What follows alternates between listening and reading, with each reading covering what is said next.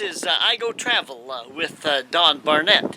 We're going to look at a place called the Koocanusa, and we'll look at some of the recreation down in the big lake, and some of the birds that come in, and then the problems of the shoreline birds.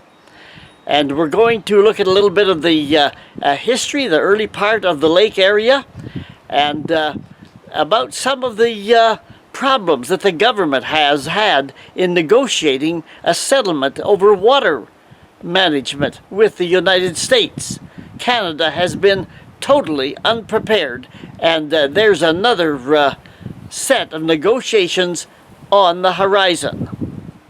Koocanusa country, big, diverse, beautiful, and fragile, and complicated. It is all of these. When we're talking the Koocanusa, we are in southeastern British Columbia, just above the Montana border and Alberta over to the east. The Koocanusa is the lake just north of the American border. This is the Kootenay River that flows south, and at Libby Dam, the water backs up into Canada. The water continues to flow and makes a U-turn in the United States, comes back into Canada at Creston, flows northward and then westward in the West Kootenays and joins the Columbia River.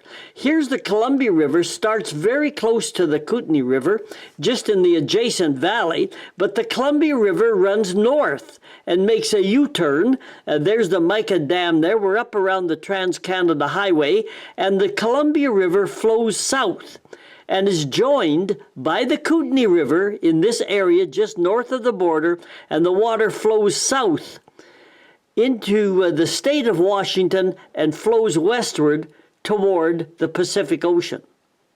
But we, in this travelogue, we're looking at the water here just down from the headwaters of the Kootenay River, and the big lake formed by the backwaters of Libby Dam is called the Koocanusa. As we look at one of the many shoreline areas of the lake, let's look at the word Koocanusa itself. It's in black at the top of the picture. It's a combination of three other words. The first three letters, K-O-O, stand for an abbreviated form of the word Kootenay, the lake and the river. In the middle, C-A-N, is an abbreviated form of Canada. And at the end, the last three letters, U.S.A, is an abbreviated form of the U.S.A. Put them all together, and what have you got? You've got the Koocanusa, a great and wonderful, unique part of the world. There is lots of excellent camping available on both sides of the big lake. Here is some of the shoreline and a campsite typical of many along the Koocanusa. When you drive there, you go by Kikkoman Provincial Park, very popular, great place for camping along the lake. And campfires and good times, and you often see structures like these made by kids along the shore. There are trailers and private campgrounds in there, and some very expensive houses in one area. This is the big new modern bridge across the lake that gets you to the west side, and this is one of the campsites, private campsites, nice sandy beaches at different spots along the lake, and this is one of them. And here you can see where the highway comes in, people enjoying the hot sun and the nice water, warm water for swimming, clean water. And here are some of the activities that we can look at, common to every big piece of water. Other water sports like snorkeling and scuba diving do occur. But it is more common to see the old-fashioned water skiing. The new popular sport is wakeboarding, but there is a price to pay for it. Big boat engines create powerful waves that ripple speedily across the lake and hit the shoreline, destroying the shoreline and killing bird nests and eggs with devastating results. Ideal nesting areas along the shore, like this one here, is vulnerable to these powerful waves created by these boats. Birds like the iconic Canadian loon, the namesake of the Canadian dollar, nest near the shoreline, and they are therefore in considerable decline. Also unable to withstand these powerful man-made waves are birds like the common mergansers here, and the bad hairdo bird, the red-breasted merganser as well.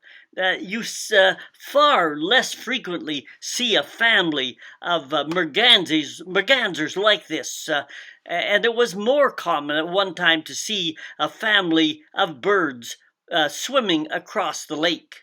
Nests and eggs of untold numbers of smaller shorebirds like this avocet, and the one-time numerous killdeers that you see here in the grass.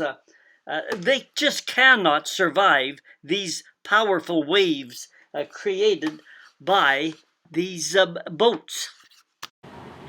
The shoreline seems to have quite a bit of driftwood at times, but there are a number of excellent sandy beaches in the curves of the coast of the big lake. And there's, in this case here, you have a totally sandy island, very popular for the sun seekers of the summertime.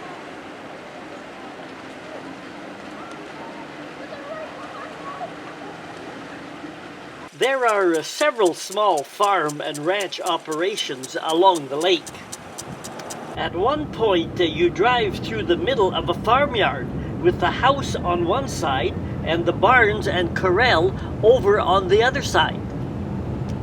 Oh, what's on the road there? It looks like some chickens have got loose. We need to drive fairly slow here because these chickens do run back and forth across the road. As we saw earlier, hay fields are irrigated and cattle are around everywhere.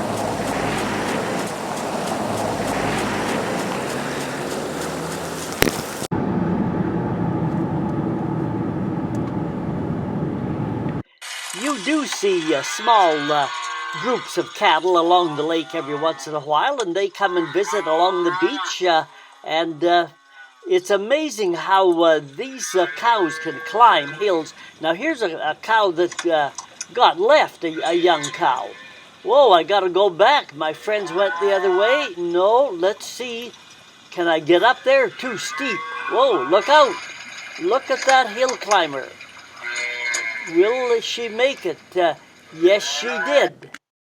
Lake Koocanusa is the backwater of Libby Dam. The U.S. built the dam downstream near the town of Libby, Montana. The primary purpose of the dam was to control flooding in Montana. As you can see by these historic pictures, damage each year was substantial in Montana. Look at the buildings built on stilts here. The flooding was just devastating to the area. Ruined homes, roads, and everything else. Something had to be done. The dam backed up the annual flood of water into Canada as far north as roughly the Crow's Nest Highway. This is the Highway 3 bridge near the small town of Wardner, BC. The U.S. paid for the dam, but provided no cost to Canada for the preparation of the reservoir or to compensate displaced residents along the river system. Compensation to Canada, to Canadian residents forced to move, was only partially compensated by Canada and to an unsatisfactory extent. Canada received no benefits from the dam, things such as money from the electrical energy created by the dam, or from the enhanced agricultural benefits received by Montana agriculture. few kokanee fish swam beyond the dam. How long was the agreement to last? Well, principles in the agreement were to last in perpetuity, forever, unless a 10-year notice to discontinue or to make changes to the agreement were made. This 10-year agreement is now on our doorstep. If Canada wants changes in the whole Kootenay-Columbia water system with the U.S., the time to think of new arrangements is now. There are two views of the Koocanusa. One is characterized by the birds and other wildlife, the beauty of the land, the recreation with the water and the sandy beaches. It has been described by many as the finest example of international cooperation and mutual benefit between two countries, the U.S. and Canada. Now, there is another view that says that the big dam and the lake upended a perfect and beautiful ecosystem. And it was fueled by nothing less than corporate greed and characterized for many as government betrayal. The whole arrangement was agreed upon in an encompassing umbrella agreement between Canada and the United States, and it was called NAFTA, North American Free Trade Agreement. However, those critical of the agreement said that really NAFTA means the following. NAFTA, N for nearly always favoring the Americans. Perhaps it's a good time or a good thing that negotiation time on the water rights between the two countries is coming up in the near future. Everyone had better get their act together. A major contention was the sale of land and movement of people. Let's look in the middle part here at the high water line. That was when the dam was built and the basin was filled with water, the high water line. Below the high water line was where people lived. The land was fertile down near the river bottom. It was bottom land. And furthermore, it was developed. It was cultivated. There were cattle and haylands down there. And the people had to move from there. The government offered them land up above the high water line because they couldn't live below the water, of course. But the land in the higher elevations the land was lighter. It was rockier land, and it was not cultivated. It was characterized by the mountain tops or high hills of the river banks, where it was drier soil, drier climate. It was forested and would have to be cleared, and it was hilly land. People were compensated for their land. Look at the lower part of this picture. The blue line is the high water line that would be the shoreline of the new lake. Below that, it was all flooded, and people had to move out. So the government offered them $35 an acre for their land. And then the farmers and ranchers would have the opportunity to buy wherever they wanted above the water line, up in where the mountains were and the hills and the rough land. And they could buy for $200 an acre. So you sell for $35 an acre and you buy for $200. Well, who would make up the difference? The ranchers and farmers couldn't afford to. However, go to the bank, borrow the money. The bank has to eat too. The Koocanusa is not without conflict over land ownership and access to the lake. One such conflict occurred between a young deer hunter and a landowner or rancher. It happened on an abandoned railway line that once ran through the Koocanusa. This is the remains of the Great Northern Railroad bed that eventually peters out underwater further down the shoreline. But this is where the young fellow was hunting deer. A rancher who owned land along the railway track confronted the hunter and told him he was trespassing. The hunter disagreed and claimed that the land was part of an old railway bed and was therefore public land, and the rancher had no legal claim or ownership on it. The issue expanded to the community of Baines Lake, turned the community upside down. Then the local politician got involved, and the issue ended up in Government House in Victoria. This is a picture of the same area in midwinter after the dam has opened up and let all of the water drain out.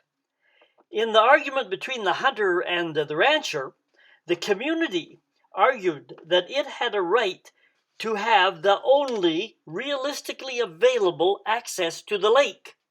The rancher had already rented a number of RV sites out along the railway line and claimed private ownership. The community won the argument, and today the area is now a public regional park.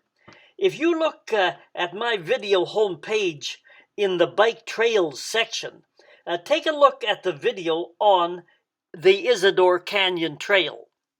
You will see there how a similar issue forced trail makers to adjust their trail due to Canada's lack of clarity on the issue of ownership of abandoned railway lines.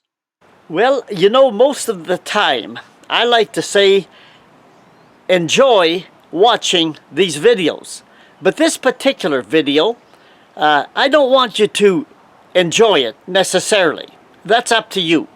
I want you to get mad and think about how Canada might get ready for the next set of negotiations with the U.S. over water rights of the Koocanusa and the whole Columbia River Valley area. Don't just watch. What can we do about it? How can you get government involved this time around? Or will they sit back and be a weak negotiator once more at the negotiation table? Contact your government, local, provincial, national. They all will have a stake and an interest, they should have an interest in these upcoming water negotiations. This is I Go Travel with Don Barnett. If you like what you saw, or even if you didn't like it, and you want to learn more, hit the subscribe button and let's find out a little bit more about the Koocanusa. We'll make some more videos. You don't have to watch them in the sequence of the 1, 2, and 3. Each video stands alone on its own.